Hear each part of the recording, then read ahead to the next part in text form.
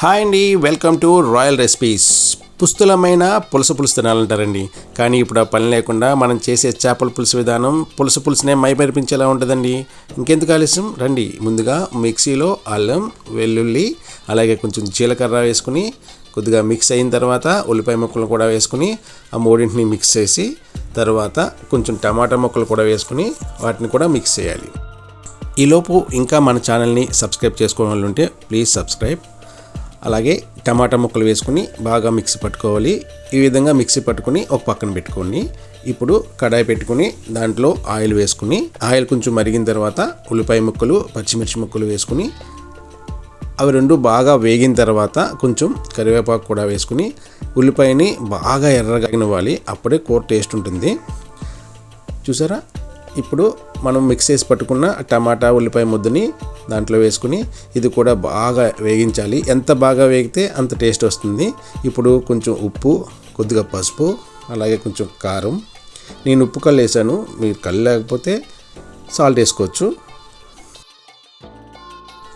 ఇప్పుడు కడిగి పెట్టుకున్న చేప ముక్కలు ఒక్కొక్కటిగా వేసుకుని చేప ముక్కలన్నిటిని కూడా ఒకసారి కలుపుకోవాలి. ఆ గ్రేవీ అంతా కూడా చేప ముక్కలు పట్టేటట్టుగా కలుపుకొని ఒక క్షణం ఆగిన తర్వాత చింతపండు గుజ్జుని ఒక 2 కప్పులు చేపలు ములిగేటట్టుగా వేసుకోవాలి. సరిపడినంత పులుసు వేసుకోండి, చింతపండు పులుసు.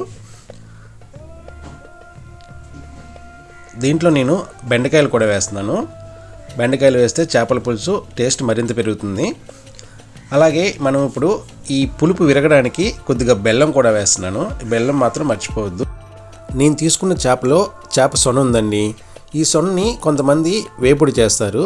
ఆ సొన వేపుడు ఎలా చేయాలో నేను డిస్క్రిప్షన్లో లింక్ పెడతాను, ఆ వీడియో చూడండి. ఇప్పుడు ఒక తెల్లని పలచని గుడ్డ తీసుకుని దాన్ని తడుపుకొని దాని మీద ఈ చేప సొనను వేసుకుని ఒక ముడిలా పెట్టుకుని చిన్నగా ఈ విధంగా పెట్టుకోండి.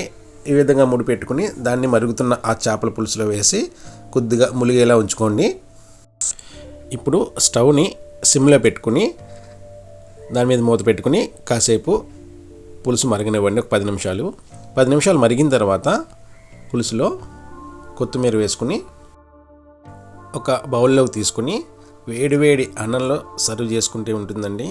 చాలా టేస్ట్ ఉంటుందండి. చూస్తుంటేనే నోరు ఊరిపోతుంది కదండి. ఇంకెందుకు ఆలస్యం, మీరు కూడా ట్రై చేసి ఎలా ఉందో మాకు కామెంట్ పెట్టండి. Thank you for watching.